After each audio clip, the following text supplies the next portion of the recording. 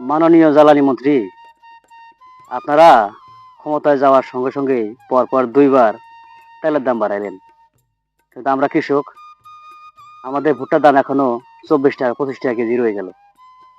সমস্ত কৃষি পণ্যের দাম নিম্নমুখী। ধানের দাম কম, পেঁয়াজের দাম কম, মরিচের দাম কম।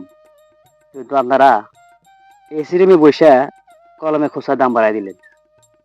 আর আমরা কৃষক রোদে পুড়ে বৃষ্টিতে ভিজে ফসল ফলাই। কিন্তু এই ফসল ফলাতে গেলে ফসলের দাম পাওয়া যায় না। আর আমরা যেটা দিয়ে চাষাবাদ করি, বিশেষ করে পাওয়ার টিলার, এর উপর দাম বাড়বে, চাপ বাড়বে। সামনে আউশ মৌসুম, আমরা হাল চাষ করে মাঠে নামবো, ব্যস্ত হয়ে পড়বো। কিন্তু আপনারা তেলের দামটা এমন সময় বাড়ালেন যে আমরা যে সময় আমরা আবাদ নামবো ঠিক সেই সময় আমরা তেলের দাম বাড়াইলেন।